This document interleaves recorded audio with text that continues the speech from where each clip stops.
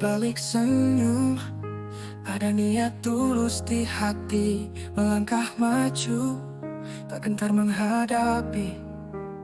Kita datang dengan mimpi besar di tangan, mengubah dunia dengan langkah perlahan. Kami penggerak, takkan pernah lelah, menyalakan semangat.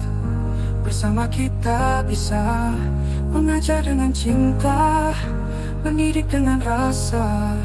Salam untuk perubahan yang nyata dan bermakna.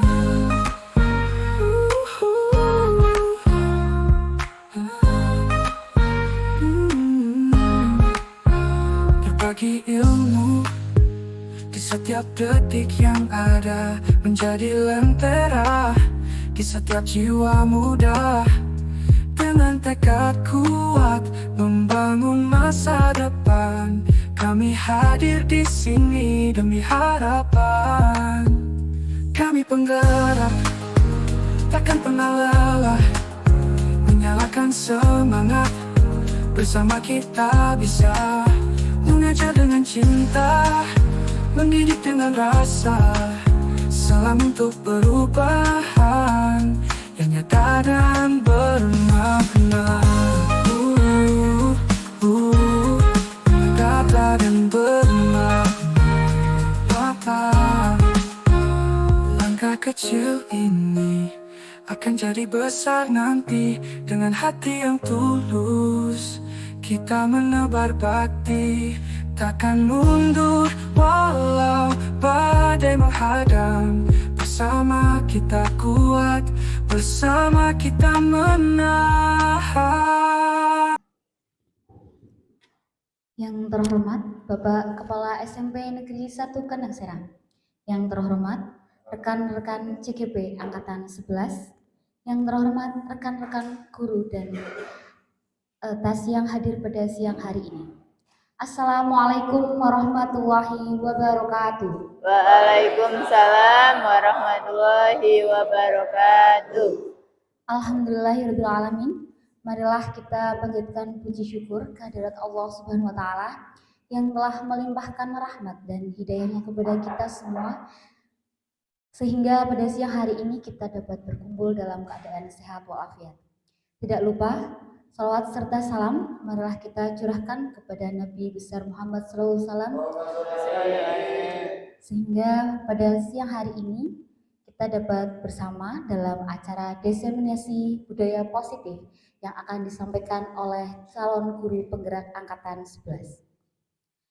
Bapak Ibu yang saya hormati, izinkan saya untuk membacakan susunan acara pada siang hari ini. Yang pertama yakni pembukaan, acara yang kedua yaitu sambutan, acara yang ketiga kesepakatan forum, acara yang keempat yakni penyajian materi, dan yang terakhir yaitu penutup.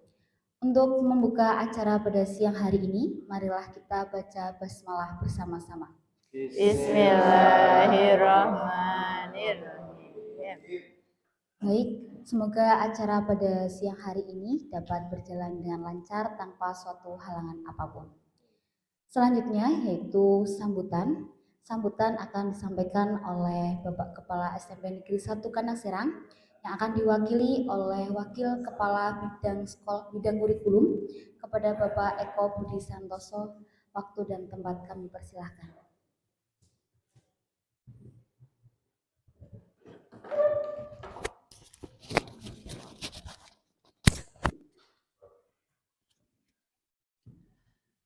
Bapak Ibu sekalian, Assalamualaikum warahmatullahi wabarakatuh. Waalaikumsalam warahmatullahi wabarakatuh. Alhamdulillahirabbil alamin, wassalatu wassalamu ala sayyidina Muhammadin wa ala alihi washabihi ajmain, amma ba'du. Yang saya hormati Bapak Ibu calon guru penggerak Angkatan 11, yang kami hormati pula Bapak Ibu guru beserta tenaga administrasi sekolah yang pada siang hari ini berkenan hadir untuk mengikuti acara diseminasi budaya positif oleh guru penggerak kita yang berlima, ya, yang termasuk CGP Angkatan 11. Salawat serta salam, mari kita selalu sanjungkan pada junjungan Nabi besar Muhammad SAW. Semoga kita mendapatkan syafaatnya di yaumul akhir nanti. Allahumma amin. Bapak Ibu sekalian, saya mewakili Bapak Kepala Sekolah pada kesempatan kali ini. Beliau menitipkan pesan. Yang pertama adalah mohon maaf tidak bisa menghadiri kegiatan pada siang hari ini karena pada hari ini ada 2 agenda yang harus beliau hadiri. Kemudian beliau menitipkan bahwa untuk kegiatan pada siang ini bisa dimanfaatkan sebaik-baiknya untuk menambah wawasan dan pengetahuan bagi Bapak Ibu guru dan tenaga administrasi sekolah. Kemudian yang berikutnya adalah selamat untuk Bapak Ibu calon guru guru penggerak angkatan 11 yang pada siang hari ini sudah melaksanakan kegiatan aksi nyata di kelas ya, terutama berkaitan dengan budaya positif. Kemudian semoga apa yang dilakukan oleh Bapak Ibu guru calon guru penggerak angkatan 11 ini bisa menambah wawasan untuk kita semua dan memberikan peningkatan berkaitan dengan budaya positif khususnya di SMP Negeri 1 Kandang Serang. Itu Bapak Ibu sekalian yang bisa saya sampaikan. Sekali lagi mohon maaf atas segala kurangnya. Terima kasih. Assalamualaikum warahmatullahi wabarakatuh. Waalaikumsalam warahmatullahi wabarakatuh. Terima kasih kepada Bapak Eko Budi Santoso atas sambutan yang telah diberikan. Acara yang selanjutnya yaitu kesepakatan forum yang akan disampaikan oleh Ibu Kusdiarti. Kepada Ibu Kusdiarti kami persilahkan.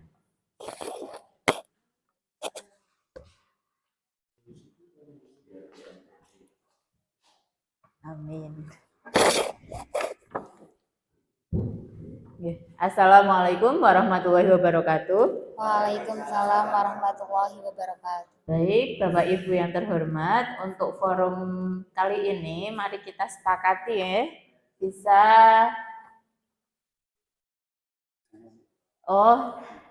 enggak, itu nanti saja Pak Aris yang kesepakatan forum ya. Jadi selama proses ini berjalan kurang lebih 1 jam ke depan, mari kita sepakati. Kita akan satu bisa menghargai siapapun, menjadi pendengar yang baik, barangkali ada tambahan. Bapak Ibu mengikuti acara sampai selesai. Bagaimana yang lain? Sepakat? Berpartisipasi aktif dalam forum. Oke. Kenapa Pak Di? Tidak boleh makan atau boleh? Boleh, oke. Boleh makan dan minum. Oke, saya bacakan lagi ya untuk kesepakatan forum. 1, menghargai siapapun, menjadi pendengar yang baik, mengikuti acara sampai selesai, menjaga kebersihan, berpartisipasi aktif, dan 1 lagi Pak Aris, boleh makan dan minum. Ya, itu kesepakatan. Cukup ya? Ya, terima kasih. Saya kembalikan lagi kepada Bu Dia. Terima kasih. Terima kasih kepada Bu Sudiarti sudah kesepakatan forum pada siang hari ini. Yang selanjutnya yaitu acara ini berupa penyajian materi. Sebelum penyajian materi, izinkan saya untuk memperkenalkan penyaji materi pada siang hari ini. Penyaji materi yang pertama yaitu oleh Ibu Kusdiarti. Ibu Kusdiarti, silakan bisa berdiri dulu biar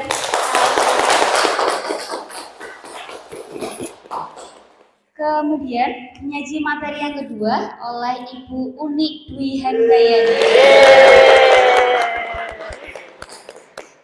Penyaji yang ketiga yaitu oleh Bapak Aris Munanda. Penyaji yang keempat oleh Bapak Nopi Andri. Dan yang terakhir akan disampaikan oleh Ibu Sutria. Ya, itulah para penyaji materi pada siang hari ini. Untuk mempersingkat waktu, kita akan langsung saja masuk ke penyajian materi. Untuk yang pertama kepada Ibu Kusdiarti, kami persilahkan. Oke, terima kasih. Selamat siang Bapak Ibu. Siang. Oke, terima kasih untuk kesempatan pertama ini. Saya akan menyampaikan pemaparan materi diseminasi tentang budaya positif. Tapi sebelumnya supaya buatan ngantuk nggih. Kita gerak-gerak dulu supaya semangat. Oke. Pak Aris, monggo. Oke, Bapak Ibu semuanya berdiri ya. Sudah berdiri, oke. Kita ikuti gerakan yang ada di layar monitor. Silakan. Ya.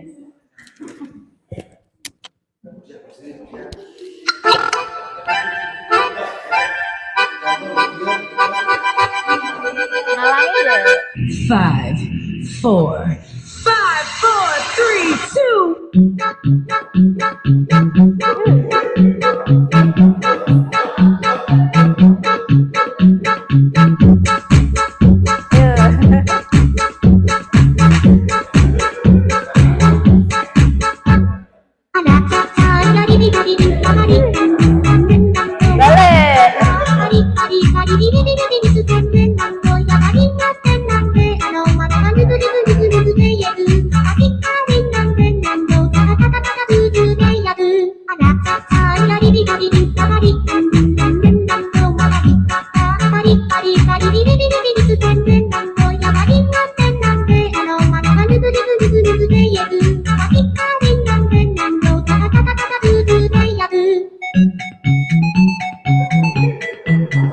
Kayak penguin ya. Kayak jalannya penguin.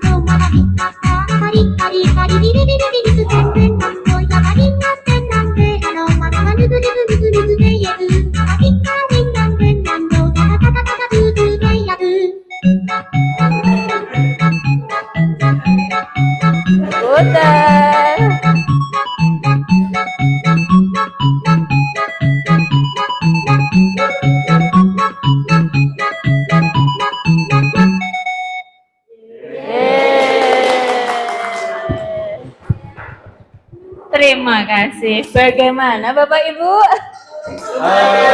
Lumayan ya, berkeringat, sehat. Insya Allah sehat. Oke.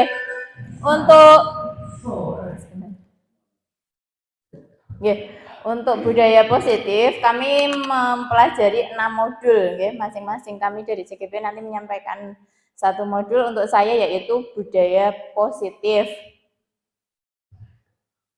Sebentar, nunggu Pak Aris. Kalau budaya positif, disiplin positif, mungkin Bapak Ibu sering mendengar ya kata disiplin.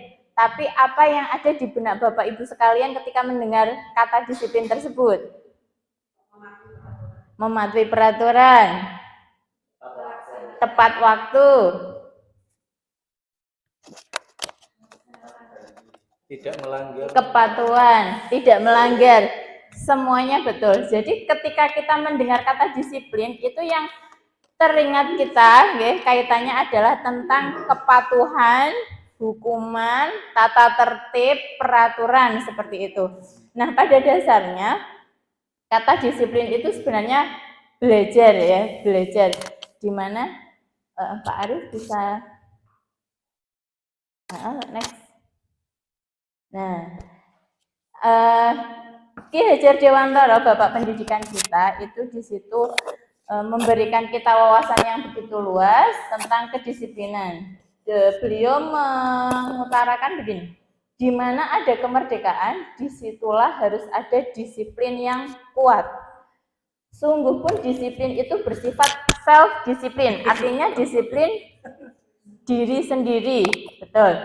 Yaitu kita sendiri yang mewajibkan kita dengan sekeras-kerasnya. Tetapi itu sama saja jikalau kita tidak cakap melakukan self-disiplin, wajiblah penguasa lain yang mendisiplinkan diri kita. Dan peraturan demikian itulah harus ada di dalam suasana yang merdeka. Jadi begini Bapak Ibu, disiplin itu sejatinya dari dalam diri kita dulu. Kalau kitanya tidak bisa, memang mengharuskan ada peraturan di luar kita.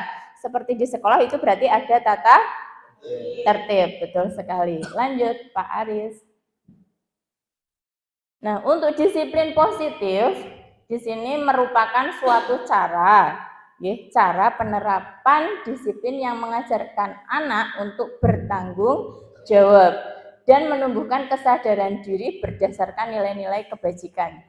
Ada pepatah yang mengatakan begini, hasil yang besar, setiap hasil yang besar itu selalu dimulai dari langkah yang sederhana, diiringi dengan komitmen dan disiplin. Makanya kita selalu mengajarkan kepada anak-anak kita untuk bisa disiplin agar mereka bertanggung jawab dan bisa mempunyai nilai-nilai yang diyakini dalam pribadi mereka masing-masing. Seperti itu. Lanjut Pak Aris. Oke, disiplin positif lebih ke arah disiplin diri yang dapat mengontrol diri dan melakukan segala tindakan. Ini saya juga ada perumpamaan lagi nih. Bapak Ibu pasti punya sesuatu yang sangat berharga. Punya? Punya.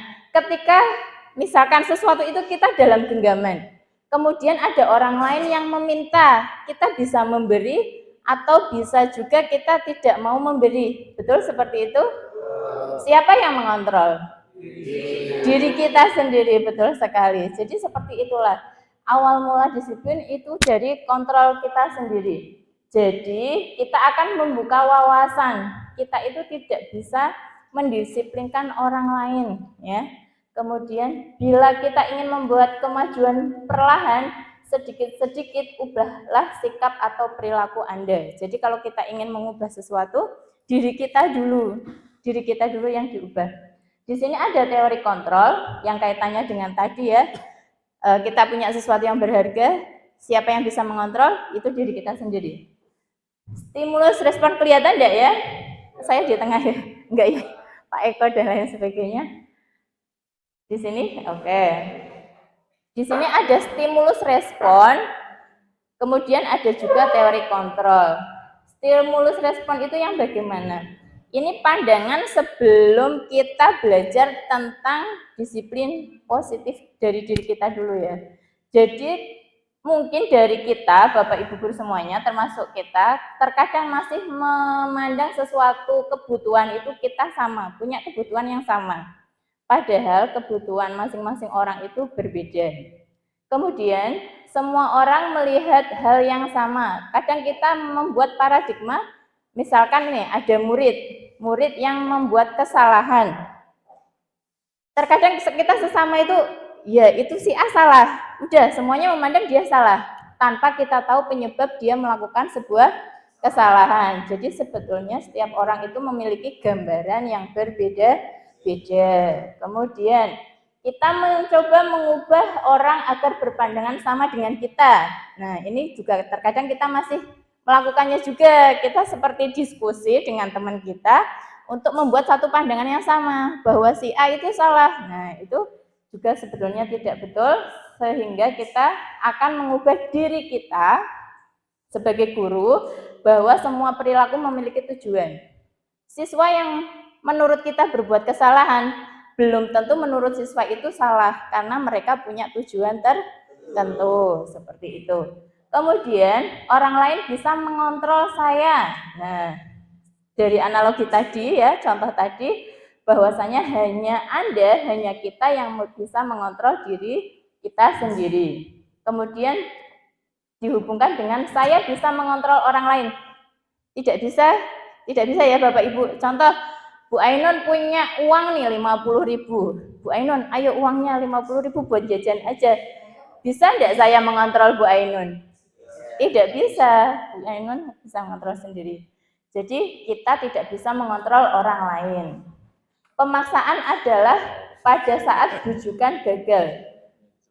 Di sini kita memaksa, bisa dikatakan membujuk tapi gagal, tapi akhirnya maksa. Nah, ya, kemudian yang betul itu kolaborasi dan konsensus menciptakan pilihan-pilihan baru. Misalkan tadi Bu Ainun nggak bisa menyerahkan uang 50.000, kita kolaborasi. Nah, misalkan Mbak Ainun pengennya apa, kita pengennya apa, itu bisa. Kemudian model berpikir menang kalah itu semacam gini. Ketika kita menghadapi atau melihat seseorang itu berbuat kesalahan, kita selalu membuat seseorang itu seperti menjadi korban. Padahal tidak boleh ya, tidak boleh. Kita harus selalu berpikir, ya berpikir menang-menang bagaimana siswa tersebut bukan korban, seperti itu. Kemudian disiplin positif. Disiplin diri dapat membuat murid memahami dan menyadari berdasarkan motivasi internal, bukan akibat paksaan, pujian, ataupun hukuman. Tadi sudah di awal disampaikan. Mohon maaf sebelumnya, saya terlalu cepat atau tidak ya? Tidak, enggak. Belum Pak Aris, masih tadi, slide yang tadi. Nah, disiplin diri itu kita seperti berharap, punya harapan, karena kita tidak bisa memaksa orang lain, tidak bisa mengontrol orang lain, bagaimana seseorang itu punya motivasi internal. Dia memang benar-benar punya keinginan dari diri dia sendiri. Saya sih pengen seperti ini, tapi tentunya dalam lingkup yang positif, bukan negatif. Kenapa kami menerapkan disiplin positif? Dan itu bukan karena paksaan, bukan untuk ingin mendapat pujian, hadiah, ataupun karena menghindari hukuman. Kebanyakan orang mungkin masih ada ya beberapa atau mungkin juga siswa karena terkait dengan peraturan tata tertib dia menghindari hukuman, dia terpaksa untuk disiplin. Nah, itu kami menginginkan supaya anak itu punya motivasi internal. Jadi memang benar-benar saya melakukan disiplin seperti ini ya karena keyakinan saya. Karena saya tadi punya nilai-nilai sehingga saya harus disiplin seperti itu. Lanjut Pak Aris. Bisa saya katakan tujuan mulia dari penerapan disiplin positif adalah agar terbentuk murid-murid yang memiliki nilai-nilai kebajikan yang melekat pada dirinya. Nilai ya Bapak Ibu, untuk nilai kita tentunya ingin menjadi seseorang yang bernilai, berharga seperti itu. Ketika kita terbiasa menerapkan disiplin positif, menurut Bapak Ibu bagaimana orang lain memandang kita? Kalau kita sudah terbiasa menerapkan disiplin positif, nilainya akankah tinggi atau malah rendah? Tinggi ya. Nah, begitu juga ketika kita mau belajar menerapkannya kepada siswa seperti itu. Lanjut Pak Aris. Nah, untuk tentang nilai, kami rangkum saja. Nilai itu banyak. Ada nilai tanggung jawab, nilai kebersihan, nilai komitmen, nilai keselamatan, kesehatan. Tapi karena kita berada di kurikulum merdeka, nilai itu sudah diringkas ya dalam dimensi profil pelajar Pancasila. Jadi kaitannya disiplin positif dengan nilai tersebut, kita menginginkan semua warga sekolah untuk bisa menerapkan disiplin positif agar terbentuk karakter profil pelajar Pancasila, yaitu yang ada 6. Siapa yang bisa menyebutkan? 1.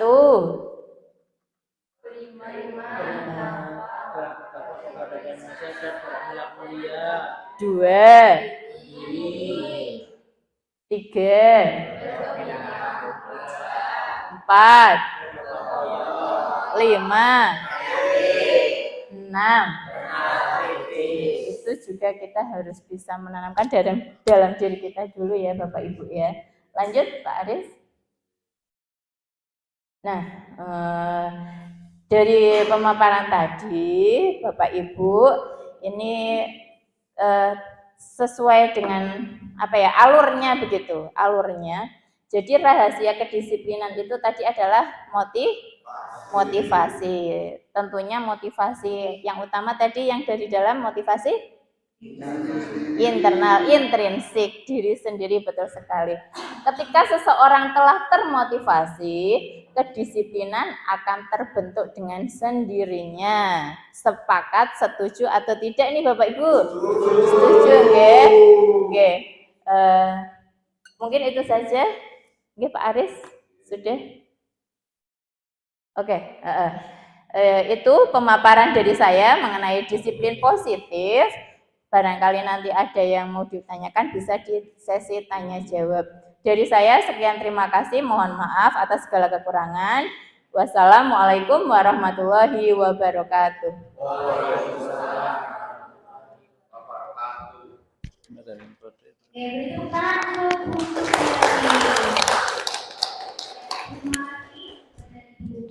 Yang menyampaikan materi dengan sangat luar biasa ya, dan memberikan kita pengetahuan lebih mengenai disiplin positif. Baik Bapak Ibu, selanjutnya yakni lanjut ke materi berikutnya yang akan disampaikan oleh Ibu Unik Dwi Handayani. Pada Ibu Unik Dwi Handayani kami persilahkan.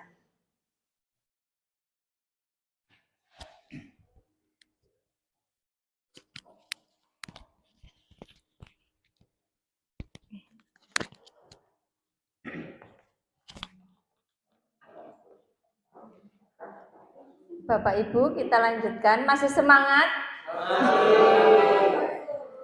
Walaupun sudah siang tetap semangat ya. Saya tanya dulu kabarnya. Bagaimana kabarnya hari ini Bapak Ibu? Baik. Ya, diulangi lagi satu kali lagi. Alhamdulillah sehat, kuat, luar biasa, gitu ya. Ya. Bapak Ibu, bagaimana kabarnya hari ini? Alhamdulillah sehat, kuat, luar biasa. Ya. Kalau di TK malah ditambahi Allahu Akbar, gitu ya. Ya Bapak Ibu, kita lanjut kembali. Sebelumnya saya salam dulu. Assalamualaikum warahmatullahi wabarakatuh. Di sini saya akan memaparkan tentang motivasi perilaku manusia. Sebelumnya, Bapak Ibu pasti sering mendengar kata motivasi. Kira-kira apa itu motivasi? Dorongan, ya bisa. Kemudian apa lagi? Penyemangat. Tadi motivasinya mengikuti presentasi di sini apa Bapak Ibu? Semangat, pengen mencari ilmu, betul, pengen mencari ilmu tentunya ya. Nah itu ya, Pak. Betul.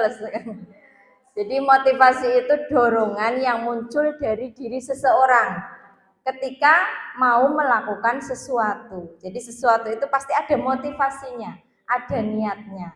Nah di sini saya akan menerangkan tentang motivasi perilaku manusia. Lanjut Pak Aris ya. Ada 3 motivasi perilaku manusia. Yang pertama, untuk menghindari ketidaknyamanan atau hukuman. Jadi saya takut kalau dihukum misalnya ya, atau kalau tidak ikut nanti bagaimana gitu ya. Itu untuk menghindari ketidaknyamanan atau hukuman. Yang kedua, untuk mendapatkan imbalan atau penghargaan dari orang lain. Jadi motivasinya itu biar mendapatkan sesuatu, begitu yang kedua. Kemudian yang ketiga, untuk menjadi orang yang mereka inginkan dan menghargai diri sendiri dengan nilai-nilai yang mereka percaya. Nah, dari ketiga motivasi ini akan kita jabarkan. Lanjut Pak Aris. Nah, yang pertama, untuk menghindari ketidaknyamanan atau hukuman. Ini adalah motivasi tingkat yang paling rendah. Jadi biasanya kita contohkan kepada anak-anak ya. Motivasinya mengerjakan tugas itu apa anak-anak? Takut sama guru matematikanya karena killer misalnya gitu ya. Atau mungkin berangkat sekolah tepat waktu itu motivasinya apa anak-anak?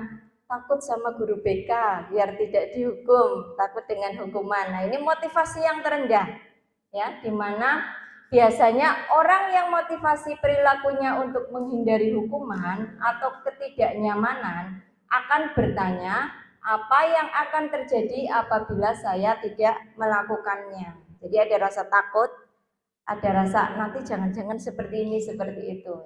Sebenarnya mereka sedang menghindari permasalahan yang mungkin muncul dan berpengaruh pada mereka secara fisik, psikologis maupun tidak terpenuhinya kebutuhan mereka. Bila mereka tidak melakukan tindakan tersebut, nah motivasi ini bersifat eksternal, jadi dorongan dari luar, bukan dari dalam dirinya sendiri. Kemudian selanjutnya, yang kedua adalah untuk mendapatkan imbalan atau penghargaan dari orang lain. Motivasi ini sedikit lebih bagus di atasnya motivasi yang pertama tadi. Walaupun masih ada iming-iming untuk mendapatkan imbalan atau penghargaan, ya. Seperti kita sering menjanjikan kepada peserta didik kita, saya juga termasuk yang nilainya lebih dari 90 nanti ada hadiah gitu ya. Nah, itu biasanya anak-anak menjadi semangat, ya. Meskipun motivasinya ingin mendapatkan hadiah, tapi sudah lebih bagus dari yang pertama, ya. Di motivasi ini, orang berperilaku untuk mendapatkan imbalan atau penghargaan dari orang lain. Orang dengan motivasi ini akan bertanya, apa yang akan saya dapatkan apabila saya melakukannya? Mereka melakukan sebuah tindakan untuk mendapatkan pujian dari orang lain yang menurut mereka penting dan mereka letakkan dalam dunia berkualitas mereka. Mereka juga melakukan sesuatu untuk mendapatkan hadiah, pengakuan, atau imbalan. Motivasi ini juga masih termasuk motivasi eksternal yang datangnya dari luar. Kemudian yang terakhir, yang ketiga, di sini ada untuk menjadi orang yang mereka inginkan dan menghargai diri sendiri dengan nilai-nilai yang mereka percaya. Jadi ini motivasi yang tertinggi, yang lebih bagus dari motivasi yang pertama dan yang kedua. Motivasi ini orang yang seperti apa yang apabila saya melakukannya. Jadi mereka itu ingin menjadi orang seperti apa ketika melakukannya. Mereka melakukan sesuatu karena nilai-nilai yang mereka yakini dan hargai. Dan mereka melakukannya karena mereka ingin menjadi orang yang melakukan nilai-nilai yang mereka yakini tersebut. Jadi motivasi ini itu motivasi dari dalam dirinya sendiri. Ketika peserta didik kita datang ke sekolah, berarti motivasinya karena apa? Ya karena memang belajar pengen pintar. Seperti halnya kita sebagai seorang guru, ya. Insya Allah dalam proses untuk menuju motivasi yang ketiga. Atau mungkin memang sudah ada ya dalam diri kita, ya. Motivasi kita sebagai guru apa? Ya ingin mencerdaskan anak-anak peserta didik kita. Begitu ya Bapak Ibu ya. Insya Allah.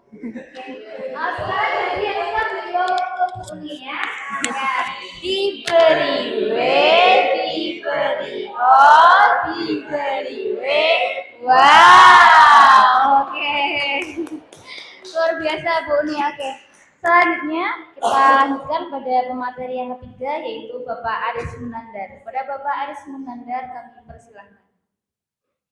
Baik, assalamualaikum warahmatullahi wabarakatuh. Selamat siang Bapak Ibu. Siang. Ya, masih semangat? Masih. Coba tepuk semangat.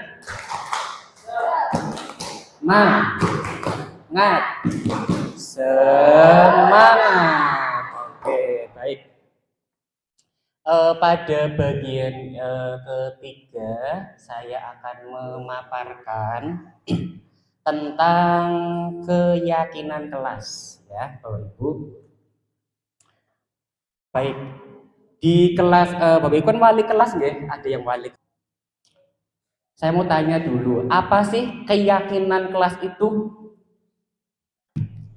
Oke, keyakinan kelas adalah seperangkat nilai dan prinsip yang disepakati bersama oleh guru dan murid untuk memandu perilaku dan interaksi di dalam kelas. Jadi keyakinan kelas itu bukan dibuat oleh guru, melainkan disepakati bersama ya. Tujuannya untuk memandu perilaku interaksi di dalam kelas, begitu. Nah, kemudian keyakinan kelas itu tidak ujuk-ujuk terjadi atau dibuat nggih, tapi ada alur pembuatannya. Yang pertama, kita jelaskan dulu tentang keyakinan kelas kepada siswa.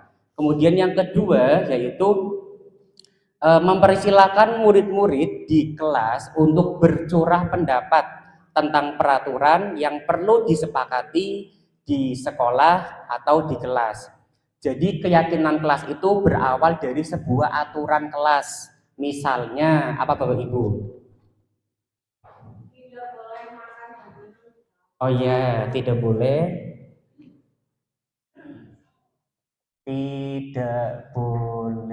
makan dan minum selama pelajaran ya.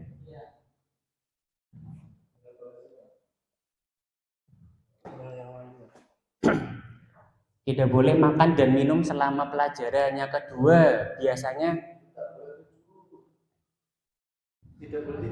iya, tidak boleh tidur, boleh.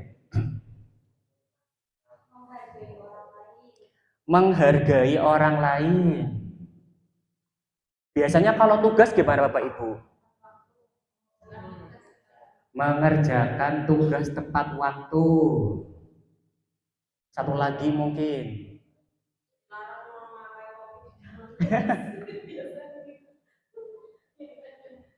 Dilarang membuli teman, misalnya begitu ya biasanya ya.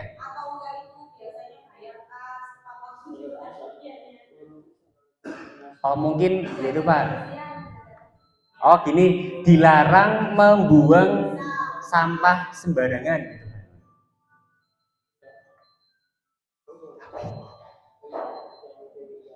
Sebentar. Mati apa ora? Video nih. Jalan.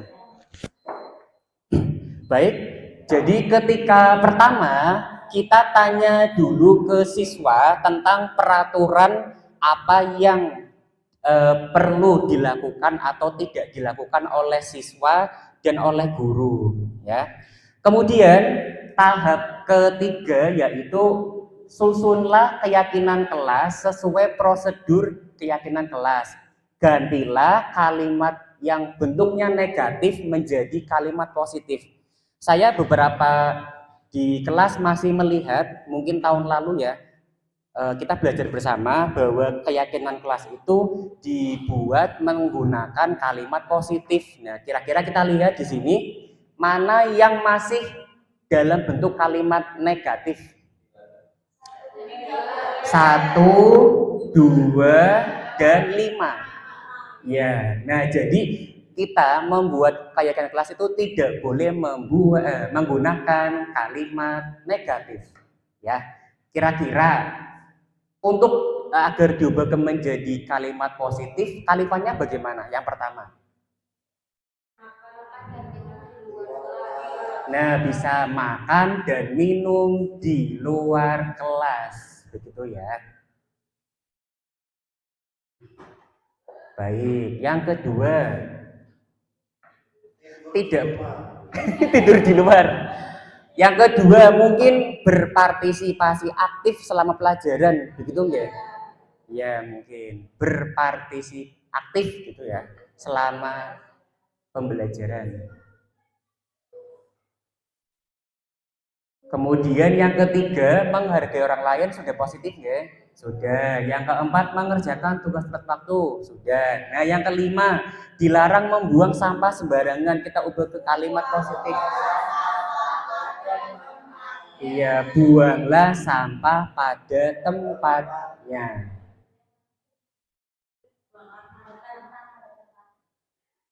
Ya, bukan buanglah mantan pada tempatnya, Budia ya. Oke, kira-kira langkah yang ketiga seperti itu sudah bisa dipahami? Baik, terima kasih Pak Novi. Kemudian langkah keempat, tinjau kembali daftar curah pendapat yang sudah dicatat. Maksudnya seperti ini. Dari kelima ini itu kan pasti ada beberapa kalimat yang sama maknanya, gitu ya. Kira-kira kita bisa menyingkatnya. Kemudian untuk selanjutnya, nah ini setelah keyakinan kelas dibuat, maka semua warga kelas dipersilahkan meninjau ulang kembali dan menyetujuinya dengan menandatangani keyakinan kelas tersebut. Oke, sebelum ini kita lihat dulu ya Bapak Ibu ya. Tadi materi yang disampaikan oleh Bu Dia kan ada nilai-nilai kebajikan. Apa aja nggih yang masih ingat? Nilai-nilai kebajikan ada beriman, bertakwa kepada Tuhan Yang Maha Esa, bergotong royong, bernalar kritis, mandiri, itu. Nah, selain itu nilai kebajikan itu masih banyak, ada tentang kesederhanaan, tanggung jawab, terus apa lagi ya? Toleransi, kebersihan dan lain-lain. Nah, kira-kira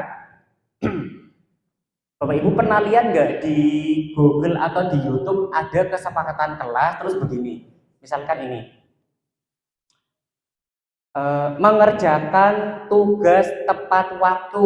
Kira-kira nilai kebajikan apa yang tertanam di kalimat ini? Mengerjakan tugas tepat waktu. Kira-kira nilai kebajikan apa yang tertanam di kalimat 4? Ya, bisa bertanggung jawab. Ya, jadi lagi misalkan ini, buanglah sampah pada tempatnya. Nilai apa yang terkandung dalam kalimat-kalimat ini? Kebersihan. Begitu ya. Jadi kalimat-kalimat keyakinan kelas yang kita buat itu harus berdasarkan dengan nilai-nilai kebajikan. Jadi bukan asal dibuat, dan harus maknanya, nilainya kalimat positif, begitu. Paham Bapak Ibu? Baik. Setelah selesai dibuat, disepakati semua, kemudian dicetak atau dimuat dan dipasang di kelas masing-masing yang mudah terlihat oleh semua orang. Nah, ini keyakinan kelas yang sudah saya buat. Ini di kelas 8D. Yang pertama ada disiplin, ini nilai kebajikannya, kemudian tanggung jawab, tertib, respect, itu menghargai orang lain ya, kemudian ada kebersihan, dan percaya diri itu hubungannya dengan ini, aktif selama pembelajaran. Gitu. Nah, ini pada minggu yang lalu saya di kelas 8D sudah mencoba membuat keyakinan kelas. Yang pertama langkahnya saya berkoordinasi dulu bersama rekan CGP dan Bapak Kepala Sekolah. Kemudian setelah itu saya menjelaskan tentang keyakinan kelas kepada murid, tujuannya apa yang harus mereka lakukan. Di tahap kedua ini saya meminta siswa untuk mencurahkan pendapatnya tentang peraturan tadi yang masih menggunakan kalimat negatif, begitu nggih. Langkah ketiga, saya meminta memasangkan pendapatnya mereka masing-masing menggunakan kertas, namanya apa Ibu? Post-it ya. Ya, kertas post-it ditempelkan di kertas tersebut. Macam-macam isinya ya, ada yang negatif, ada yang positif, namanya anak begitu. Kemudian tahap keempat, saya membacakan satu persatu, kemudian dari sini kita pilih kembali mana yang sudah bagus, mana yang perlu dihilangkan, mana yang sama gitu ya. Kita tuliskan di sini, kemudian setelah sudah disepakati, dicetak keyakinan kelasnya, ditempelkan di sini di depan meja guru ya, di kelas 8D. Setelah itu semua siswa atau murid melaksanakan ini deklarasi atau tanda tangan seperti itu. Sampai di sini paham Bapak Ibu tentang pembuatan kerangka kelas? Baik. Kalau begitu mungkin dari saya cukup sekian. Wassalamualaikum warahmatullahi wabarakatuh. Baik, terima kasih untuk Pak Aris. Mau kita kasih wow? Ya, oke. Kita kasih wow untuk Pak Aris. Diberi dikasih oh, diberi wow. Oke, Bapak Ibu masih semangat? Semangat ya. Oke. Selanjutnya akan dilanjutkan penyampaian materi oleh Bapak Nopi Andri yang sangat bersemangat pada siang hari ini. Tepuk tangan untuk Pak Nopi.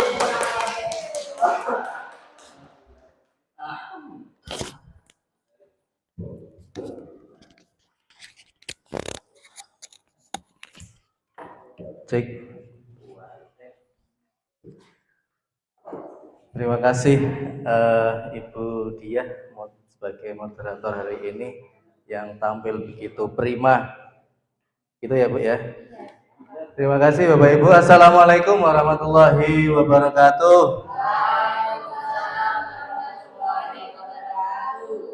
Bapak Ibu masih semangat ya? Kali ini saya kebagian untuk menyampaikan materi terkait dengan kebutuhan dasar. Bapak Ibu sudah mulai ngantuk? Sudah ya? Sudah konsentrasinya sudah mulai buyar sedikit-sedikit ya? Ya. Bapak Ibu, ayo kita berdiri untuk mengembalikan konsentrasi lagi. Bapak Ibu, kita ice break sebentar. Kita bentuk dua kelompok yang ibu-ibu sendiri, bapak-bapak sendiri.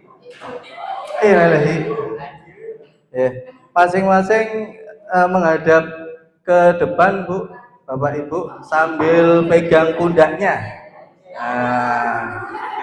Pundaknya Bu. Kita ibaratkan hari ini, siang ini, kita masih naik bus Bapak Ibu ya. Kalau saya menyampaikan istirahat, maka silakan Bapak Ibu pijit pundak temannya. Istirahat. Nanti boleh bergantian. Kemudian kalau busnya jalan, kalau ada turunan, maka Bapak Ibu ke depan sambil bilang, ya. Ada tanjakan, berarti naik. Belok ke kanan, maka Ibu ke kiri. Kan gitu. Belok ke kanan, maka Ibu ke kiri. Belok ke kiri, maka Bapak Ibu ke kanan. Gitu ya. Nah, gitu ya. Kita mulai Bapak Ibu.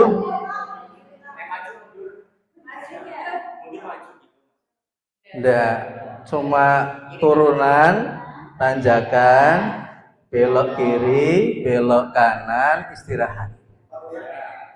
Turunan gini. Iya, begitu. Siap ya Bapak Ibu ya. Kita mulai. Bapak Ibu, base-nya sedang ada di terminal menunggu penumpang, jadi kita istirahat dulu. Pijit-pijit Bapak Ibu, pijit-pijit. Pijit-pijit.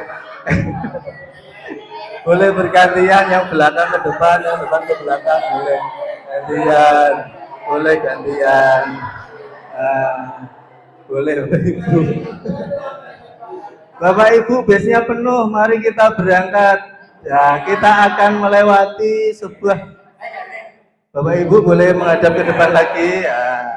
Base-nya sudah siap untuk berangkat. Kita akan menuju ke Kecamatan Kandang Serang, Bapak Ibu.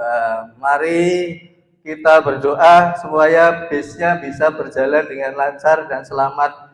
Base-nya mulai jalan Bapak Ibu, di depan ada turunan tajam Bapak Ibu. Lalu ada belokan ke kanan Bapak Ibu. Ada tanjakan Bapak Ibu.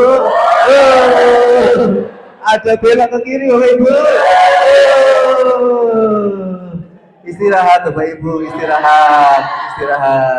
Pijit-pijit. Boleh.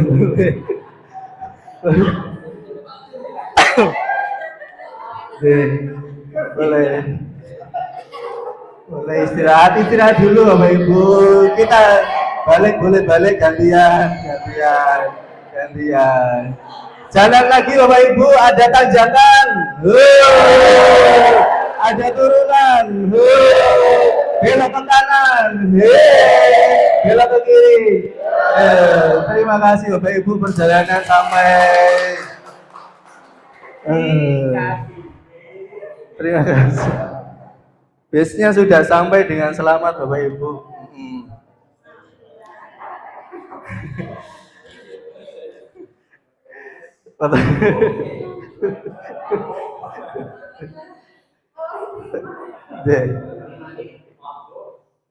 Tidak ada yang mau perjalanan Bapak Ibu ya.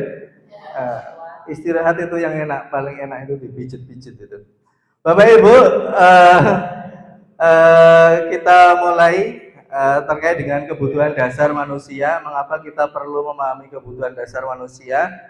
Bahwa pada hakikatnya apa yang dilakukan oleh setiap orang, terutama peserta didik kita, yang mereka lakukan itu punya tujuan, termasuk ketika perbuatan peserta didik kita itu perbuatan yang bertentangan dengan nilai-nilai kebijakan atau melanggar peraturan. Padahal sebenarnya ada tujuan tertentu, gitu ya.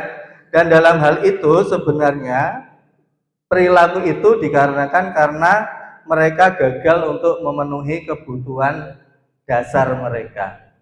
Ada berapa Bapak Ibu kebutuhan dasar? Saya bukakan. Ada 5 kebutuhan dasar manusia. Yang pertama yaitu kebutuhan untuk bertahan hidup.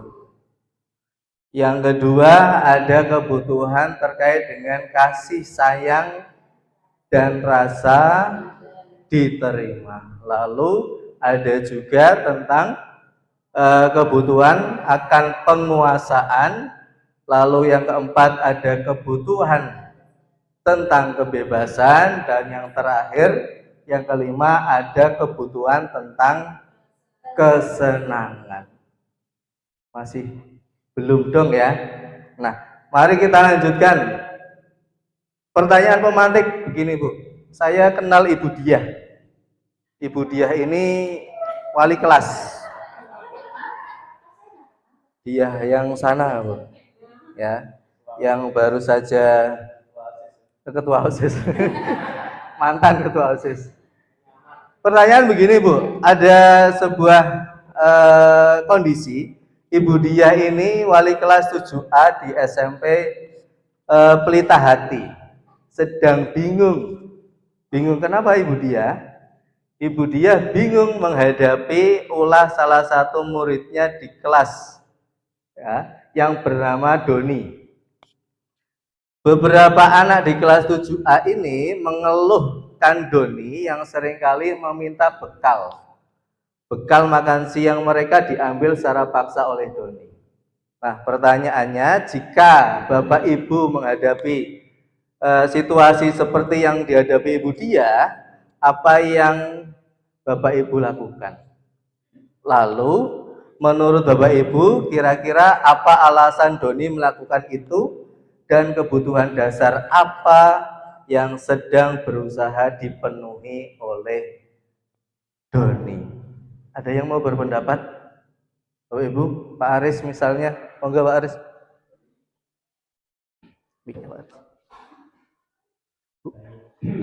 Menurut saya, ketika saya menemui guru seperti Doni, berarti yang akan saya lakukan itu pertama menanyakan kepada guru dulu. Kira-kira kenapa kamu melakukan hal seperti itu? Jadi kita konfirmasi dulu Pak. Kemudian untuk kebutuhan dasar yang sedang dipenuhi itu berarti kalau seperti itu berarti kebutuhan untuk ini ya Pak, memenuhi kebutuhan bertahan hidup. Bertahan hidup akan berarti. Mungkin seperti itu. Deh. Terima kasih. Beri aplaus untuk Pak Aris. Ada lagi yang mau berpendapat? Mungkin bisa meninjau dari aspek lain, pandangan lain. Monggo. Cukup dari Pak Aris? Cukup ya. Baik, ada betul apa yang disampaikan Pak Aris, kita perlu konfirmasi terlebih dahulu. Jangan sampai kita langsung marah, memberikan hukuman, memberikan sanksi dan sebagainya. Maka kita perlu konfirmasi. Kalau Gus Edi mengatakan, maka kita perlu tabayun, gitu Gus ya. Tabayun. Ada beberapa kemungkinan Bapak Ibu. Jawaban yang pertama misalnya, apabila jawaban Doni karena ia lapar dan orang tuanya tidak membawakannya bekal makan siang, maka kebutuhan dasar yang coba dipenuhi oleh Doni itu adalah kebutuhan untuk bertahan hidup. Kebutuhan bertahan hidup itu apa? Kebutuhan terkait dengan sifat-sifat fisiologis kita. Ya makan, sandang, papan, pangan. Itu secara fisiologis. Tetapi ada juga kebutuhan dasar secara psikologis, yaitu kebutuhan akan rasa aman. Ini kebutuhan dasar. Yang pertama yaitu kebutuhan untuk bertahan hidup. Alternatif yang kedua, bisa saja si Doni menjawab bahwa dia mengambil bekal temannya karena dia merasa senang temannya ini jadi memperhatikan dia. Ya, Doni sebetulnya bawa bekal juga, tapi dia masih minta temannya, masih ngambil punya temannya. Dan alasannya dia merasa senang karena temannya jadi memperhatikan dia. Kemudian ketika temannya melaporkan tindakan itu pada gurunya dan gurunya melaporkan kepada ibunya atau orang tuanya, maka orang tuanya itu memperhatikan Doni. Nah, ketika itu terjadi, maka kebutuhan dasar yang sedang dipenuhi, yang sedang dicari atau dicoba untuk dipenuhi oleh Doni adalah kebutuhan akan kasih sayang dan rasa diterima. Kebutuhan kasih sayang itu apa? Kebutuhannya meliputi kebutuhan akan hubungan dan koneksi sosial. Kebutuhan untuk memberi dan menerima kasih sayang, dan kebutuhan untuk merasa menjadi bagian dari suatu kelompok. Nah, anak-anak yang memiliki kebutuhan dasar kasih sayang dan rasa diterima yang tinggi biasanya ingin disukai dan diterima oleh lingkungannya. Nah, ketika kita mengetahui itu, maka kita juga perlu memberikan solusi yang tepat. Nah, mereka itu biasanya mereka belajar karena suka pada gurunya, ya, karena ingin cari perhatian gitu. Kemudian mereka juga biasanya suka bekerja dalam kelompok karena ada yang memperhatikan. Ini kebutuhan yang kedua. Terkait dengan kebutuhan dasar yang ketiga, Bapak Ibu. Nah, apabila jawaban Doni adalah dia merasa hebat karena temannya jadi takut dengan dia dan menuruti keinginannya, maka sebetulnya Doni sedang berusaha memenuhi kebutuhan dasarnya akan kekuasaan atau penguasaan, kebutuhan pengakuan atas kemampuan supaya dia terlihat hebat, gitu ya. Kebutuhan ini berhubungan dengan kekuatan untuk mencapai sesuatu, menjadi kompeten, menjadi bisa, menjadi terampil, diakui atas prestasi dan keterampilan mereka, didengarkan dan memiliki harga diri. Kebutuhan ini meliputi keinginan untuk dianggap berharga dan bisa membuat perbedaan, bisa membuat pencapaian, kompeten, diakui, dihormati. Nah, anak-anak yang memiliki kebutuhan penguasaan yang tinggi biasanya selalu ingin jadi pemimpin. Mereka juga suka mengamati sebelum mencoba hal baru dan merasa kecewa bila melakukan kesalahan. Mereka juga biasanya rapi, sistematik, dan selalu ingin mencapai yang terbaik. Ini alternatif jawaban yang ketiga. Jawaban yang keempat, Bapak Ibu, bila Doni menjawab bahwa dia merasa bosan dengan bekal makanan yang dibawakan ibunya, karena selalu membawakan bekal yang sama. Nah, maka kebutuhan dasar yang berusaha dipenuhi oleh Doni adalah kebutuhan akan kebebasan. Karena dia merasa bosan. Kebutuhan akan kebebasan ini adalah kebutuhan akan pilihan, Bapak Ibu. Jadi jangan hanya memberikan satu pilihan saja.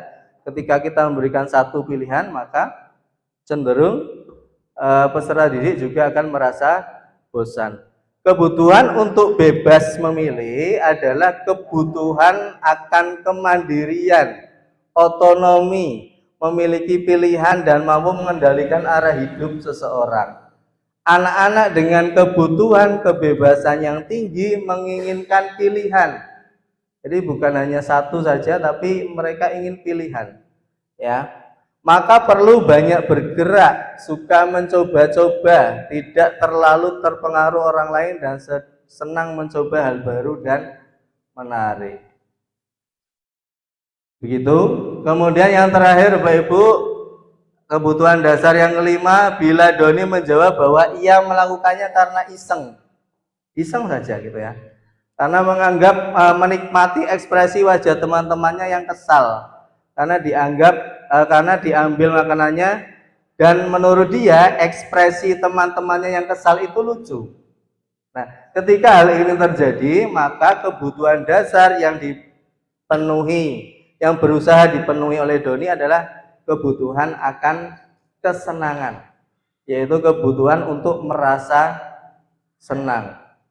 Nah, kebutuhan kesenangan adalah kebutuhan untuk mencari kesenangan, bermain, tertawa. Bayangkan Bapak Ibu kalau peserta didik kita itu dilarang tertawa, dilarang bergurau, dilarang bercanda, ya, dunia akan sepi gitu ya Bu. Ya, anak-anak dengan kebutuhan dasar kesenangan yang tinggi biasanya ingin menikmati apa yang dilakukannya. Mereka juga bisa berkonsentrasi tinggi saat mengerjakan hal yang disenangi. Fokus ketika mereka senang. Ya, mereka suka permainan dan suka mengoleksi barang, suka bergurau dan suka melucu. Kelima kebutuhan dasar itu ya yang perlu kita konfirmasi, dan setelah itu nanti kita akan memberikan solusi yang terbaik sesuai kebutuhan dasar apa yang peserta didik sedang mencoba dipenuhi. Bahwa semua orang senantiasa berusaha untuk memenuhi kebutuhannya dengan berbagai cara, Bapak Ibu, termasuk kita juga sebagai Bapak Ibu guru. Bila mereka tidak bisa mendapatkan kebutuhannya dengan cara yang positif, mereka bisa melanggar peraturan atau melakukan hal-hal yang tidak sesuai dengan nilai-nilai kebajikan. Maka dari itu, jika kita dapat mengidentifikasi kebutuhan apa yang mendorong perilaku murid, maka perubahan perilaku positif dapat dimulai dengan mencari solusi untuk memenuhi kebutuhan tersebut dengan cara yang positif. Kita ambil contoh Bapak Ibu, ada kasus Dinda, seorang anak kelas 7, begitu tiba di rumah, ya pulang sekolah, merengut Bapak Ibu, dan mengadu kepada ibunya bahwa dia benci pada Ibu Rani. Menurut Anda, kebutuhan apa yang berusaha dipenuhi oleh Dinda? Jika jawabannya seperti ini, nanti ada jawabannya. Bila Anda berada di posisi Bu Rani dan mendengar informasi dari ibunya tentang perasaan Dinda hari itu, apa yang akan Anda lakukan pada Dinda di esok harinya? Ketika masuk sekolah agar kebutuhan Dinda terpenuhi. Jawaban pertama begini Bapak Ibu. Ibu guru bilang aku tidak boleh bersenandung sewaktu mengerjakan tugas. Katanya kelas harus tenang dan tidak ada suara. Kan nggak seru jadinya. Maka kebutuhan apa Bapak Ibu yang sedang coba dipenuhi? Kebutuhan kesenangan. Betul Mas Anggi. Aplaus untuk Mas Anggi. Nah, kalau sudah tahu Dinda itu butuh kesenangan, maka tindakan apa yang perlu kita lakukan? Apa kita stop? Kamu jangan bersenandung, membuat berisik. Kan enggak. Apa yang kira-kira yang perlu dilakukan? Monggo Bu Diar. Diberi pemahaman ya, diberi pemahaman bahwasanya sebetulnya kan dia suka musik Suka musik. Terus? Suka musik, kemudian bisa dialihkan ke ekstrakurikuler seni musik barangkali bisa. Oke, bisa seperti itu. Aplaus untuk Bu Diar. Jadi kita tahu kebutuhan dasar yang sedang coba dipenuhi, kemudian kita alihkan kepada cara-cara yang lebih positif. Kalau jawabannya yang kedua, Ibu guru tidak menyapaku hari ini, padahal aku pakai sepatu baru, maksudnya bukan rambut baru ya, sepatu baru. Jadi kebutuhan apa yang coba dipenuhi oleh Dinda kalau jawabannya yang kedua? Kasih sayang dan rasa diterima. Maka apa yang akan kita lakukan? Kita memberikan perhatian, ya. Jangan cuek begitu saja apa yang dilakukan oleh peserta didik kita.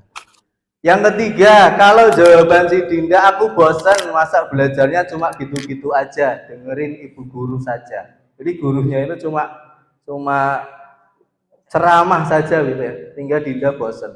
Maka kebutuhan dasar apa yang sedang coba dipenuhi oleh si Dinda? Kebebasan. Kalau sudah tahu kebutuhan dasarnya yang dipenuhi Dinda tentang kebebasan, maka tindakan kita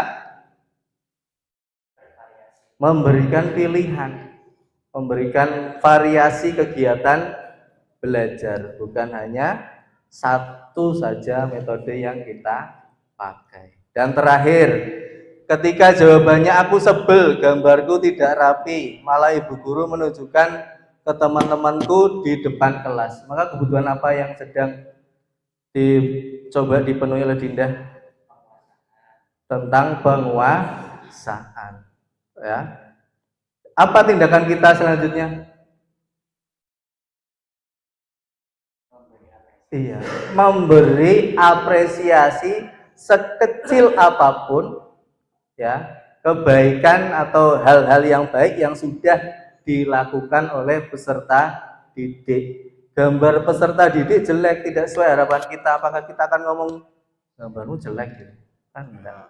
Ketika anak sudah mulai mencoba, maka kita perlu apresiasi sehingga mereka tetap semangat dan kebutuhan dasarnya tetap terpenuhi. Begitu Bapak Ibu terkait dengan kebutuhan dasar. Materi berikutnya akan dilanjutkan oleh Ibu Sutriyah. Saya kembalikan ke moderator. Demikian dari saya, mohon maaf atas segala kekurangan. Terima kasih. Wassalamualaikum warahmatullahi wabarakatuh. Terima kasih ya. Bareng-bareng ya, Ibu Bapak. Dikasih W, dikasih O, dikasih W. Wow. Oke, terima kasih Pak Novi atas penyampaian materinya. Dan untuk materi yang selanjutnya akan disampaikan oleh Ibu Sutriyah. Kepada Ibu Sutriyah kami persilahkan.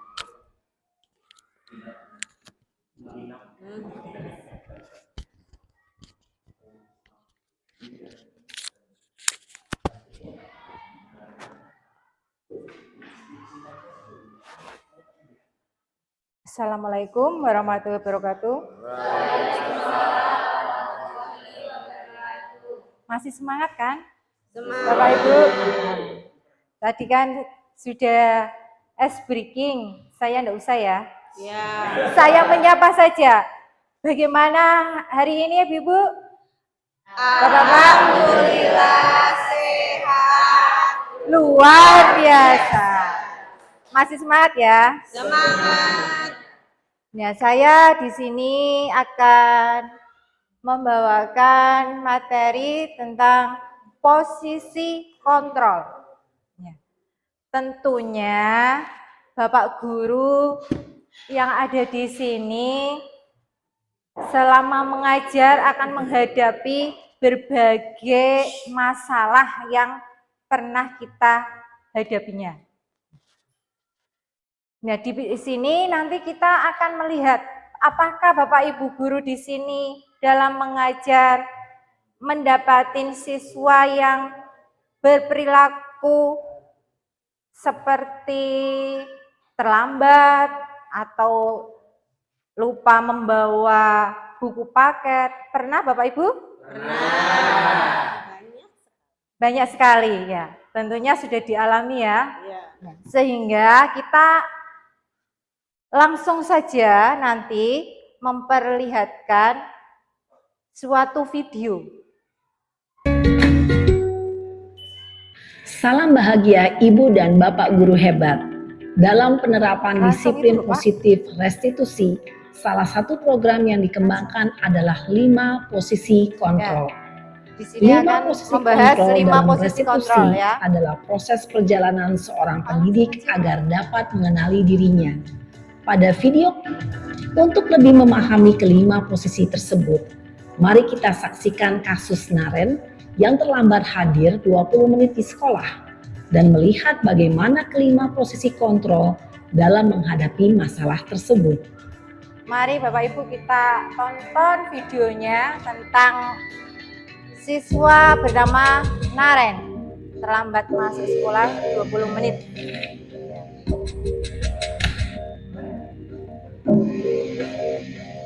Naren! Nah itu. Sini kamu! Selamat pagi, Bu. Selalu terlambat. Ingat guru Kamu BP-nya deh, ya Pak ya? pasti terlambat. Maaf, Bu. Saya... Apa? Apa coba? Alasan kamu apa lagi? Kapan sih kamu tidak terlambat? Diamati ya. Malas sekali ya kamu jadi anak. Saya... Dasar pemalas. Gak kapok-kapok sih kamu. Sudah berapa kali terlambat? Sana, kamu keliling lapangan basket 2 kali. Kenapa saya harus keliling lapangan basket, Bu? Kenapa?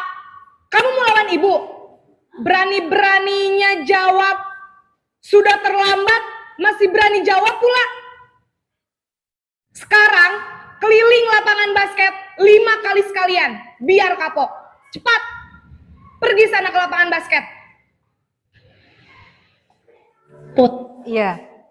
Setelah melihat video tadi, ya, apa dalam benak kalian, Bapak Ibu, saat melihat video tersebut, ciri-cirinya apa?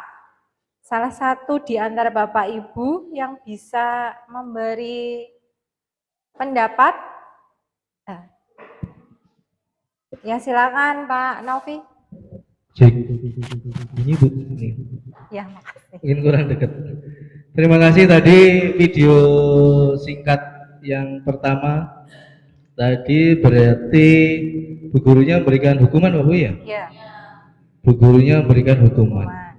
Jadi kalau gurunya marah-marah dan memberikan hukuman, berarti posisi gurunya adalah sebagai penghukum.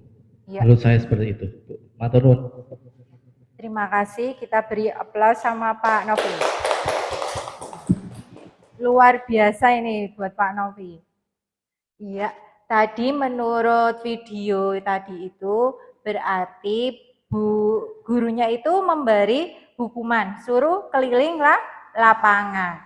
Nah, dari dampak hukuman tersebut, apa yang dialami oleh siswanya?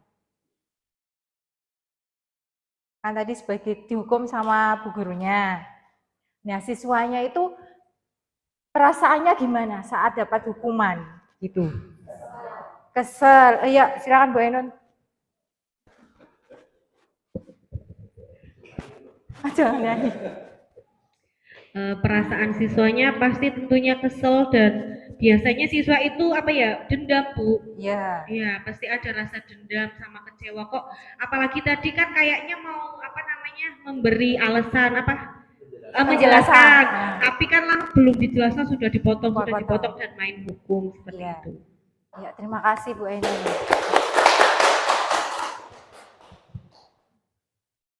Ya, betul itu tadi. Perasaan dari siswanya itu akan membekas ya, dan akan tidak suka mungkin ya sampai pelajarannya dan orangnya. Ya, terima kasih untuk video yang kedua. Silakan kita lihat kembali ke depan, Aris.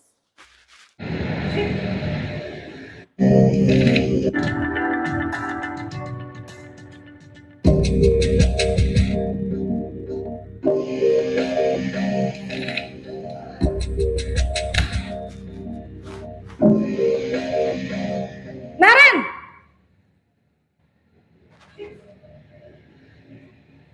Selamat pagi, Bu. Naren, kamu kenapa terlambat lagi, nak? Ya Tuhan, Naren, kamu senang ya bikin ibu susah ya? Kalau kamu terlambat lagi, nanti ibu yang ditegur bapak kepala sekolah, nak. Disangka ibu tidak bisa membina kamu. Duh, gimana ini? Maaf, Bu. Duh, Gusti Naren, kamu suka ya kalau ibu ditegur bapak kepala sekolah? Terus, sekarang ibu harus tulis apa ini di buku absen? Ini kamu sudah sering terlambat loh. Ibu harus apa coba? Maaf, Bu. Maaf sekali. Ya sudah, lain kali jangan bikin ibu susah lagi ya, nak ya. Ibu tidak akan kuat lagi kalau kamu begini terus. Bisa jantungan kalau ibu ditegur bapak kepala sekolah. Sana cepat ke kelas. Maaf ya, Bu. Maaf sekali. Ya. Posisi pembuat dari video tadi, ini kan posisi kontrol yang kedua. Menurut Bapak Ibu, yang tadi lihat, itu berarti posisi sebagai pembuat merasa bersalah. Nah, cirinya itu apa? Saat Bapak Ibu melihat video tadi.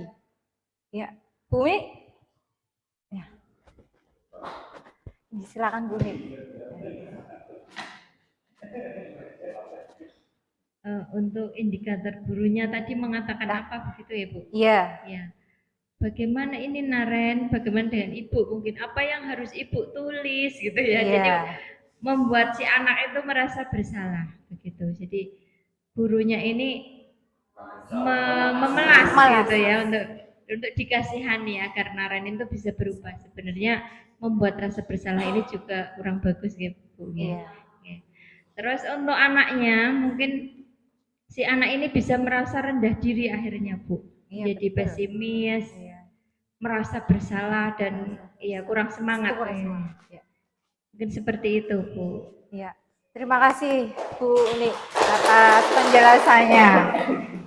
Ya, betul kata Bu Uni itu tadi berarti cirinya anak itu menjadi tidak bersemangat, rendah diri. Gitu ya, Bu ya. Sehingga dampaknya itu jadi tidak ada semangat lagi, dia seperti anak yang pasrah gitu. Ya Pak, lanjut soal yang berikutnya.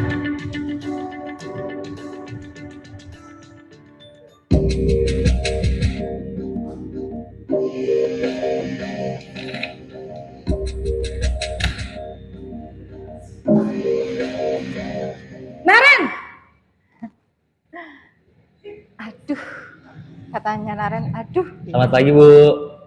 Wah, sudah jam berapa ini, Nak? Terlambat lagi ya, sayang. Iya, Bu.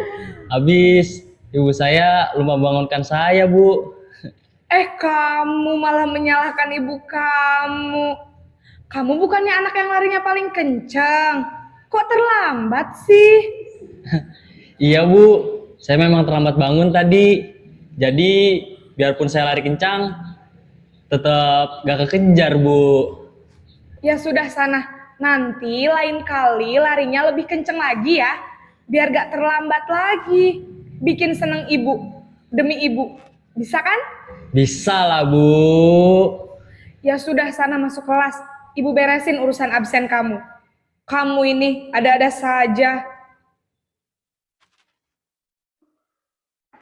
Iya, di sini sebagai teman. Bu gurunya itu tadi sebagai teman, dia menyapanya Naren itu dengan nada apa? Lebih lembut, lebih halus, ramah gitu ya. Jadi naranya sangat berkesan, mendapat kesan, jadi rasanya itu enggak turun sikapnya itu ya. Jadi ada percaya dirinya. Gitu ya. Ya, lanjut Pak.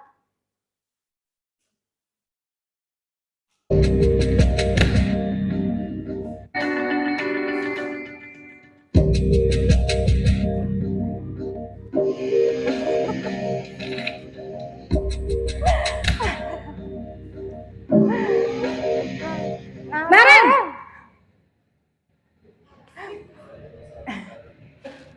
Selamat pagi, Bu. Naren, apa peraturan sekolah kita tentang jam berapa kita harus masuk sekolah, nak? Kita harus di sekolah jam 7, Bu. Iya, betul. Sekarang sudah jam 7.20.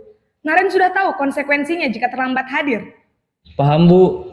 Saya harus tinggal kelas pas jam istirahat selama 20 menit. Iya, benar. Konsekuensinya demikian. Jadi nanti jam 9.30 pas istirahat, kamu harus tinggal di kelas, kerjakan tugas tambahan untuk ketertinggalan kamu, ya? Baik, Bu. Posisi pemantau mengandalkan penghitungan atau data untuk mengontrol murid. Iya.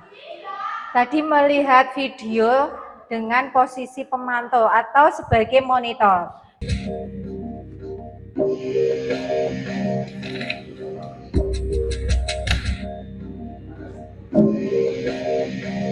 Naren!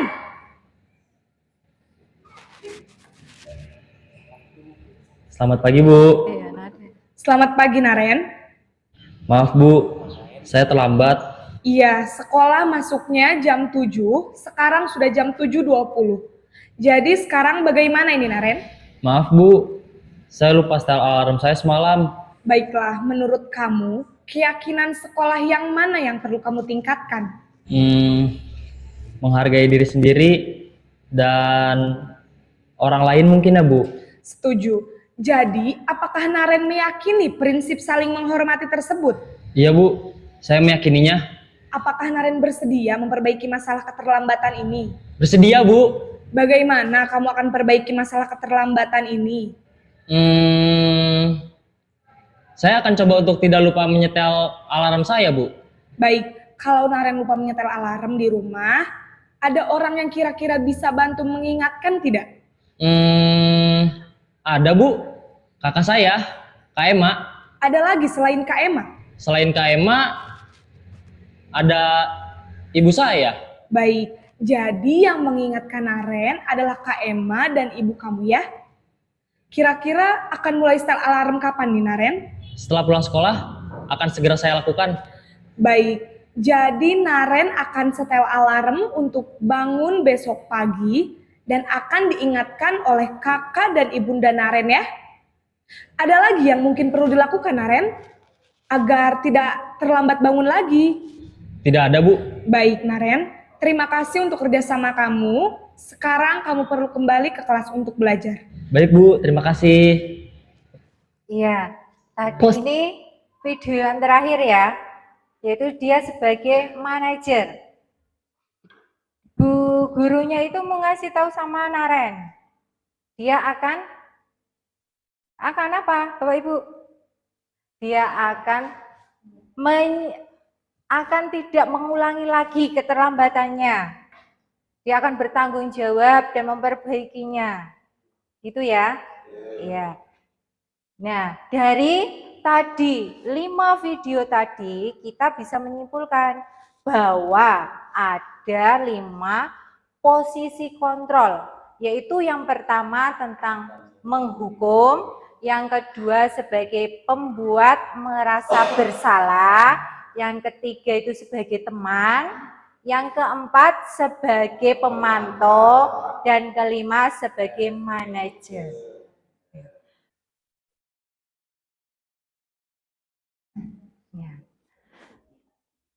Ada tabel tentang 5 posisi kontrol, yaitu dengan guru. Yang pertama misalnya tindakan apa yang kita akan lakukan, misal bu gurunya gitu ya. Lalu penghukumnya gimana? Dia tidak akan membentak-bentak gitu kan ya, atau memberi hukuman. Lalu kalau sebagai murid, hukumannya gimana? Membentuk, menyalahkan orang lain, hukum, memberontak, menyalahkan orang lain, berbohong. Nah, kaitannya dengan dunia berkualitas, murid meletakkan guru di luar dunia berkualitas. Murid berkata, misalnya seperti ini, biarkan saja, nanti juga marah-marah lagi. Kita seperti itu enggak, Bu? Enggak ya? Ada yang seperti itu? Iya, dia akan selalu menjawabnya ya Pak ya. Dampak pada murid mengulangi kesalahan yang sama. Itu ya, tabelnya bisa dilihat di depan. Yaitu dengan pembuat rasa bersalah, teman, pemantau, yang terakhir adalah manajer. Kalau sebagai guru itu, manajernya mengajukan pertanyaan-pertanyaan. Yang kedua, apa yang kita yakini, apa yang bisa kau kerjakan untuk memperbaiki masalah tersebut. Lalu, menguatkan pribadinya supaya anak tersebut tidak down gitu ya.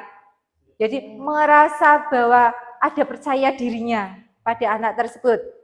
Murid meletakkan dirinya sebagai individu yang positif dalam dunia berkualitas, yang memiliki kualitas. Bagaimana cara saya bicara memperbaiki keadaan? Nah, yang terakhir, mengevaluasi diri, bagaimana memperbaiki diri. Bagaimana sih cara yang terbaik menjadi manajer sebagai posisi kontrolnya? Itu. Lanjut Pak Arif.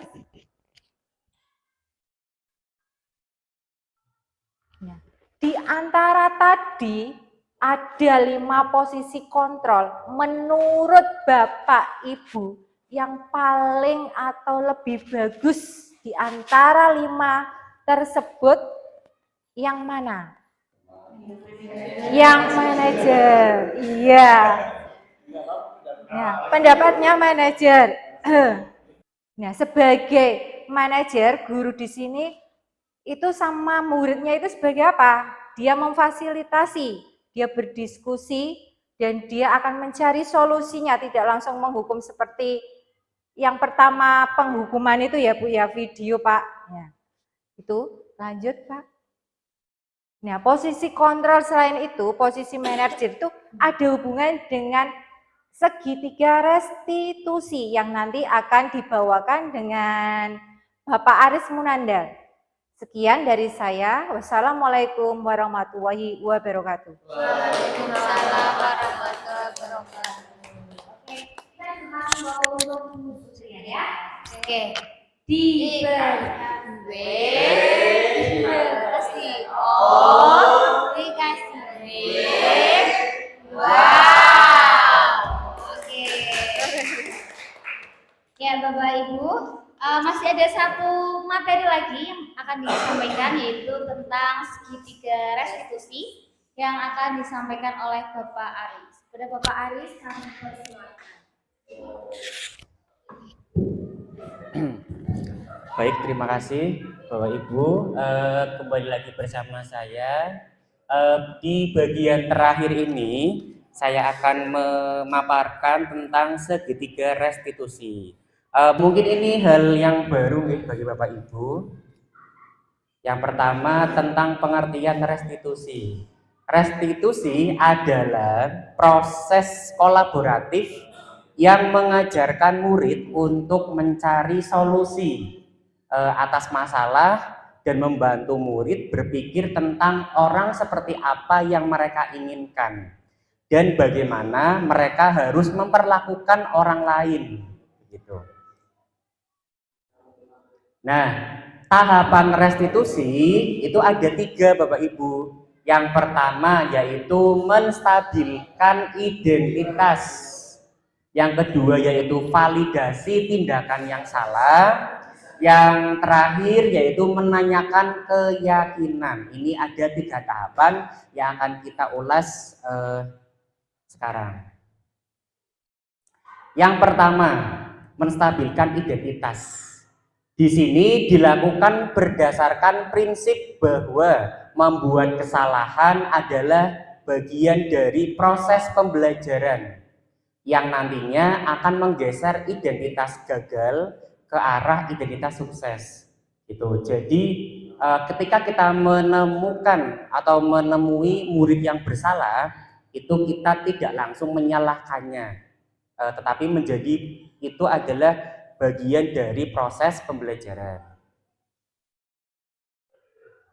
Nah, biasanya beberapa kalimat yang bisa digunakan atau yang sering digunakan dalam menstabilkan identitas, yang pertama biasanya begini, berbuat salah itu hal yang manusiawi, tidak ada manusia yang sempurna.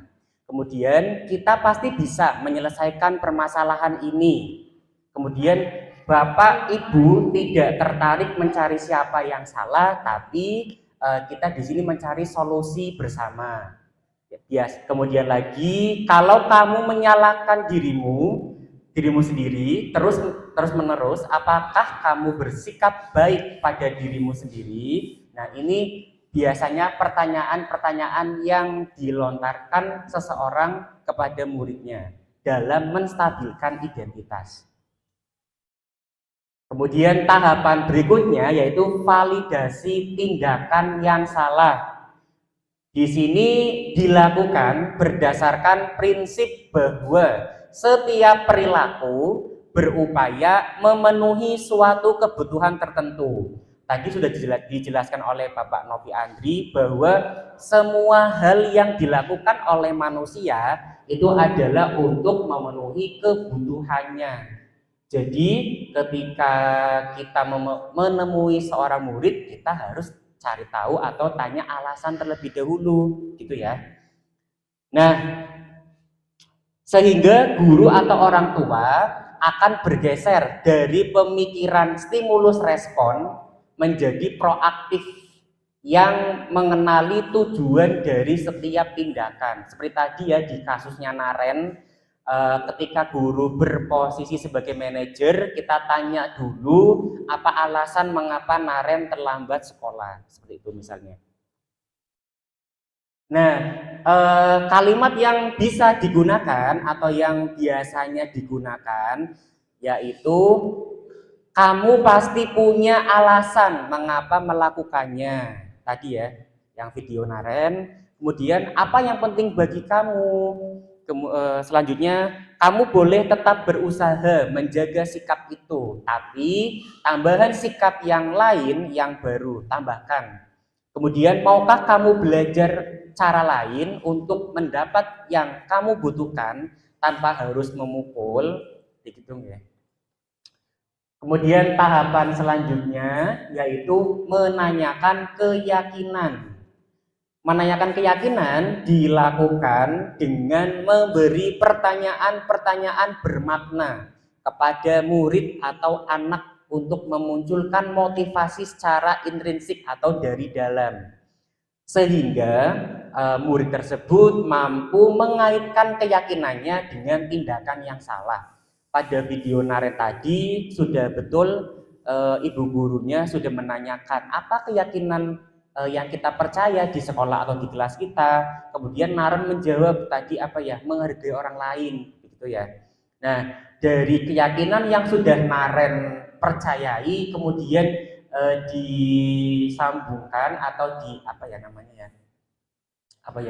dikaitkan dengan dirinya yang terlambat, maka diharapkan nantinya Naren bisa memunculkan motivasi dari dalamnya atau secara intrinsik. Kemudian pertanyaan yang biasa atau bisa digunakan, yang pertama, apa sih nilai yang kita percaya di kelas kita? Kemudian nilai-nilai apa yang telah kita sepakati? Kelas yang ideal itu seperti apa sih? Kemudian kamu ingin jadi anak seperti apa? Oke. 2 minggu yang lalu ya, saya sudah menerapkan segitiga restitusi. Di sini ada sebuah kasus ya Bapak Ibu, di mata pelajaran matematika, seorang murid yang bernama Dia bukan Budian ya. Ya, terlambat datang ke sekolah. Dia terlambat datang karena semalam asyik menonton drama Korea yang lagi hits ya sama anak SMP, kesukaannya sampai malam sehingga dia bangun kesiangan. Nah, di sini saya sudah menerapkan segitiga restitusi. Mungkin Bapak Ibu bisa dilihat dulu ya. Oh, ini nih. Silakan Bapak Ibu cermati nanti di bagian mana saja yang termasuk menstabilkan identitas, terus validasi tindakan yang salah, kemudian yang terakhir menanyakan keyakinan. Dia tahu kenapa Bapak mengambil dia di sini? Tahu Pak, karena tadi saya datang terlambat. Memangnya tadi dia berangkat jam berapa? Jam 7 kurang 5 menit Pak. Oh, terus kemudian sampai sekolah jam berapa? Jam 7 lewat 20 menit. Dia tahu nggak sekolah kita tuh masuk jam berapa? Tahu Pak, jam 7 tepat. Nah, kira-kira kalau dia berangkat jam 6 lewat 50 menit, kemudian sampai di sekolah jam 7 lewat 20 menit, apakah dia sudah datang tepat waktu? Tidak Pak, saya terlambat. Tahu ya, kalau dia salah, Bapak juga pernah bersalah, tapi di sini Bapak tidak mencari siapa yang salah. Kita bersama-sama untuk mencari solusi agar kedepannya dia tidak terlambat lagi. Baik Pak. Nah, kamu pasti punya alasan mengapa datang terlambat. Iya Pak, tadi saya bangun kesiangan. Semalam saya nonton drama Korea favorit saya sampai larut malam. Jadi tadi saya bangun kesiangan. Wah, pasti asik ya nonton drama Korea favorit. Iya Pak, asik sekali.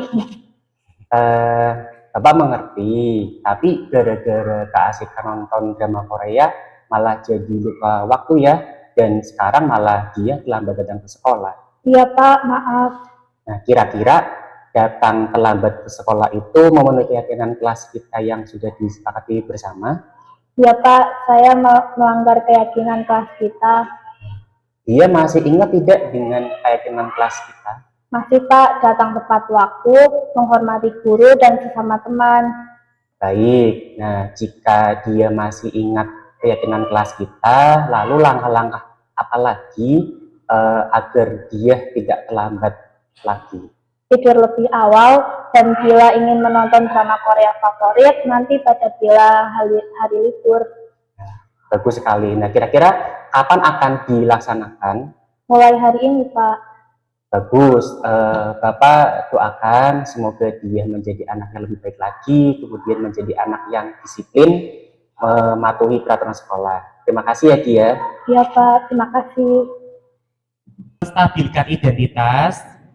Betul yang dikatakan Pak Nopi, ketika tadi saya tanya ya, kenapa dia terlambat, kemudian ketika dia menjawab atau beralasan karena habis nonton drama Korea sampai larut malam. Dari situ saya tidak langsung menyalahkan, namun mungkin bahwa salah itu, berbuat salah itu hal yang wajar. Kita juga sering berbuat salah, begitu nih. Kemudian bagian yang kedua tentang memvalidasi tindakan yang salah.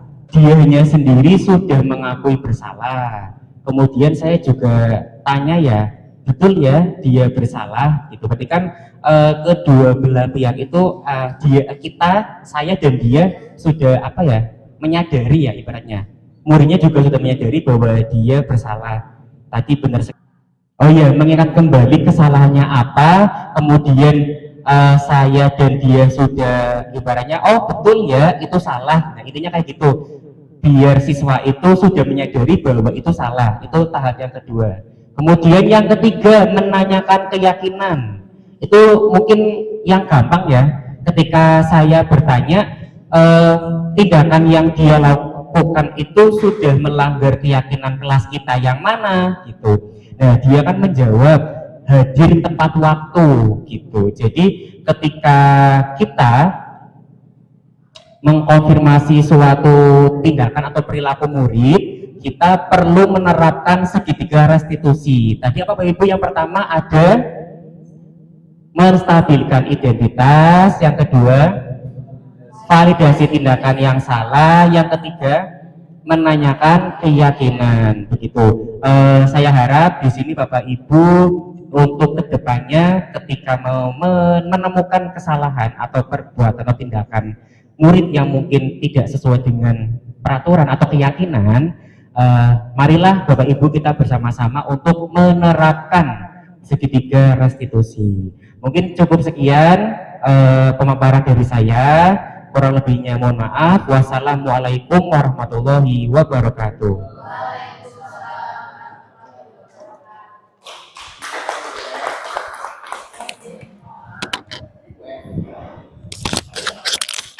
Ya, terima kasih Bapak Arif telah memaparkan materi yang terakhir.